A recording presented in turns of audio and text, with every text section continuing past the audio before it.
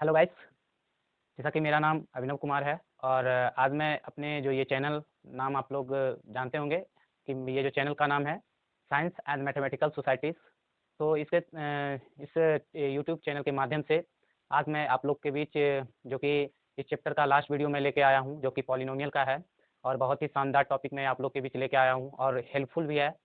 जैसे कि board exam के अगर आप देखें तो उसके हिसाब से मैं इस टॉपिक को मैं लेके आया हूँ क्योंकि उसमें ज़्यादा ये क्वेश्चन पूछे जाते हैं और उसी से ज़्यादा रिलेटेड कुछ क्वेश्चन पूछे जाते हैं, तो वो वीवीआई के तौर पे भी आप लोग उसे पढ़ सकते हैं, जान सकते हैं।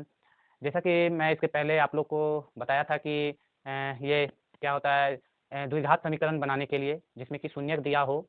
शून्यक कहने का मतलब है कि अल्फ़ा और बीटा का वैल्यू दिया हो, तो उस समय हम कैसे द्विघात समीकरण निकालते थे, तो वो मैंने फ़ॉर्मूला के तहत सीख लिया था बनाने के लिए। आज मैं आप लोग को त्रिघात बहुपद बनाने के लिए मैं सिखाऊँगा। आज वही टॉपिक है कि अगर शून्यक दिया रहे और उसको कैसे बनाया जाता है, तो उसके बारे में आप लोग से आज चर्चा भी करूँगा, मैं बताऊँगा भी। और आप लोग से मेरी एक ही आग्रह रहेगी कि प्लीज़ मेरे चैनल पर आप अगर नए हैं तो प्लीज़ मेरे चैनल को सब्सक्राइब कीजिए और शेयर कीजिए ज़्यादा से ज़्यादा और बेल आइकन को प्रेस करके रखिए जिससे कि मेरी सारी नोटिफ़िकेशन आप लोग तक पहुँचता रहे।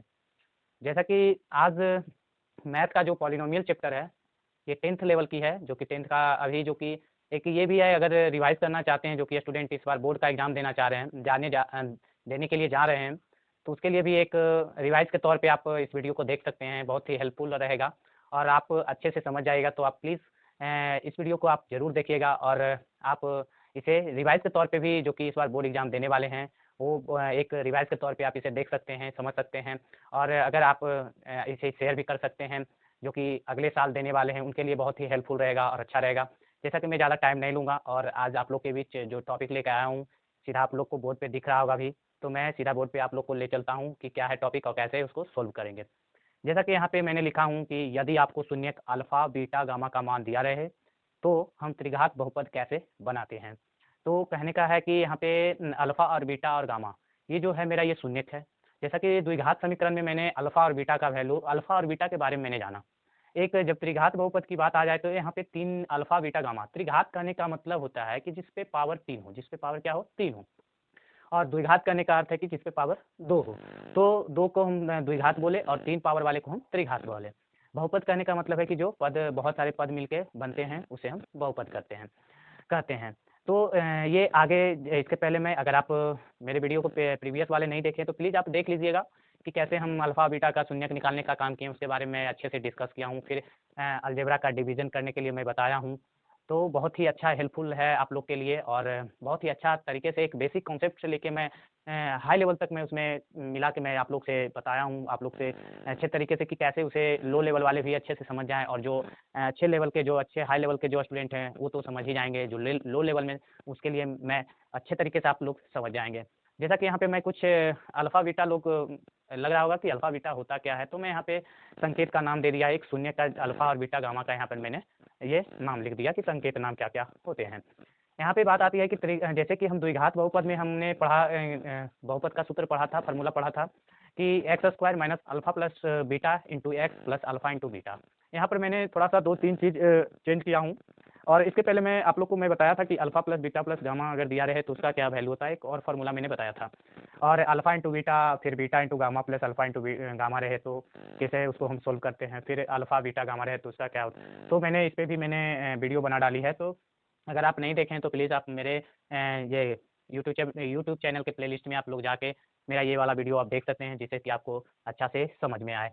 सीधा यहाँ पे मैं आप लोग से चर्चा करूँगा कि क्वेश्चन किस तरह से दिया रहता है और कैसे मैं इसको त्रिघात बहुपद में बनाने का काम करूँगा।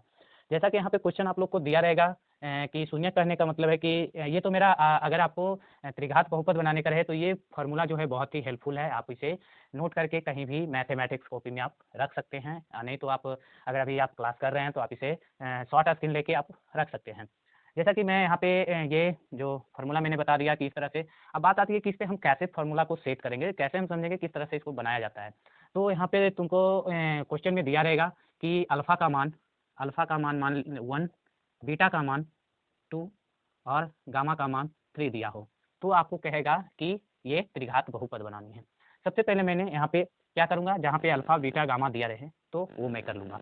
तो यहाँ पर मैंने एक्स क्यू लिखा हूँ और अल्फ़ा का मान मैंने पहले 1 लिखा, प्लस फिर बीटा का मान लिखा, फिर गामा का मान लिखा और एक्स स्क्वायर इसके मल्टीपल में है।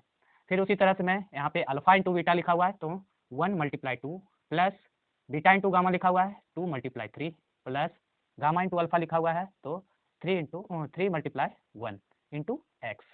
यहाँ पर फिर लिखा हुआ है अल्फ़ा बीटा गामा, तो अल्फ़ा बीटा गामा को हम क्या लिख सकते हैं, तो 1 मल्टीप्लाई 2 मल्टीप्लाई 3। तो इस तरह से हम फार्मूला पे सेट करते हैं। तो यहाँ पे लिख सकते हैं एक्स क्यूब माइनस ये मेरा हो जाएगा 1 2 3 3 6, ये 6 एक्स स्क्वायर और प्लस ये मेरा हो जाएगा 2 और ये 6 हो जाएगा, ये 3 हो जाएगा, तो 6 और 3 हो गया 9, 9 और 2 11, तो ये मेरा हो जाएगा 11x और ये मेरा हो जाएगा 6। तो इस तरह से मैंने त्रिघात बहुपद बनाने का काम करूँगा। अब बात आती है, ये तो समझ में आ गया कि अल्फ़ा का मान और बीटा का मान और गामा का मान दिया रहेगा, तब हम इस तरह से वैल्यू को पुट करके हम रख सकते हैं, बना सकते हैं। अब कहीं-कहीं आपको लिखा रहेगा कि alpha plus beta plus gamma का वैल्यू दिया रहेगा, जिसको हम शून्य का योग कहते हैं, शून्य का गुणनफल कहते हैं।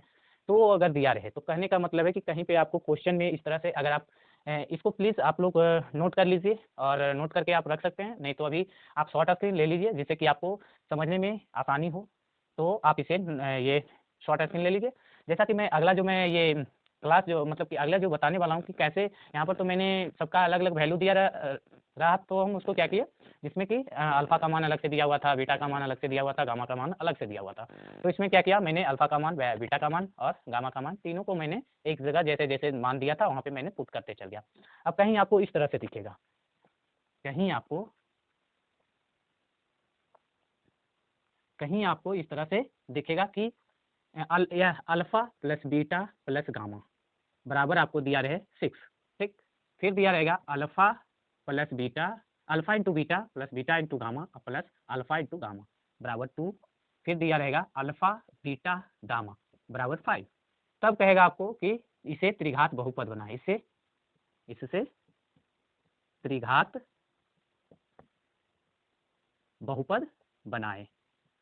तो सबसे पहले आपको क्या याद रखनी है, जो फार्मूला होता है, फार्मूला को यहाँ पे नोट कर देनी है कि क्या होता है। तो जैसा कि मैंने यहाँ पे आपको बता दिया है, तो यहाँ पे लिख देता हूँ x cube minus alpha plus beta plus gamma into x square plus alpha into beta plus beta into gamma plus gamma into alpha into x plus alpha beta gamma. तो यहाँ पे क्या दिया हुआ है, alpha plus beta plus gamma बराबर 6। तो हम उस समय क्या किए थे, अल्फ़ा का मान अलग से दिया हुआ था, बीटा का मान अलग से दिया हुआ था, गामा का मान अलग से दिया। तो मैंने क्या किया कि सबका मान जहाँ-जहाँ बोल रहा था वहाँ पे मैंने पुट किया। लेकिन यहाँ पे क्वेश्चन में दिया है कि अगर अगर अगर alpha plus beta plus gamma आपको 6 दिया रहे और alpha into beta plus beta into gamma plus alpha into gamma दिया रहे 2 और अल्फ़ा इंटू बीटा और gamma alpha into beta into gamma बराबर 5 दिया रहे, तो सीधा मैंने क्या किया, यहाँ पर जो alpha plus beta plus gamma दिया हुआ है टोटल के जगह पर मैंने इस वैल्यू को पुट कर दिया।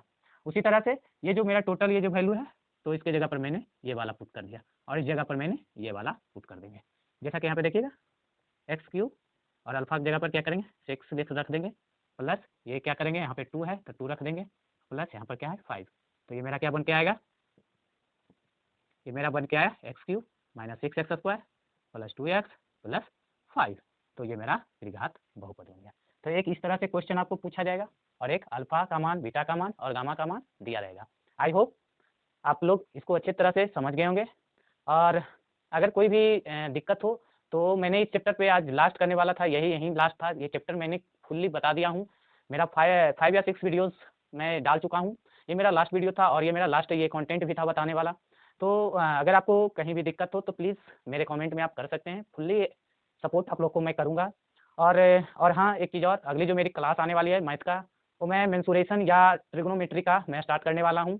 तो मेरे एक चीज़ और आप लोग को मैं बताना चाहता हूँ कि जितने भी मेरे स्टूडेंट हैं, आप प्लीज़ मेरे वीडियो को फुल जितना देर तक आप देखेंगे उतना ही आपको समझ में आएगा। प्लीज़ मेरे वीडियो को आप खुद जितने भी वीडियो का टाइम है दिया हुआ, आप पूरा देखने का कोशिश कीजिए, जिससे कि आपको समझ में आए और अच्छे से आप कोई भी क्वेश्चन को सोल्व कर सकते हैं। मैं एक बेसिक से लेके हाई लेवल तक मैं बता रहा हूँ और अच्छे तरीके से, और किस तरह से क्वेश्चन पूछा जाता है, कैसे बताया जाता है, कैसे बोर्ड एग्जाम सेट करता है। तो उस तरीके को मैं ढूँढते हुए मैं एनसीईआरटी बुक से मैं और स्टूडेंट फ्रेंड बुक से मैं दोनों को मैं क्वेश्चन को देखते हुए मैं आप लोग को मैं बता रहा हूँ, जिससे कि आप इजीली वे में कॉन्सेप्ट अगर आप जान गए हैं तो आप इजीली वे में उसे सोल्व कर सकते हैं। सबसे बड़ी बात आती है कि कॉन्सेप्ट क्लियर होनी चाहिए। मैथ का रटने से कोई फ़ायदा नहीं है, मैथ कभी रटा नहीं जाता है।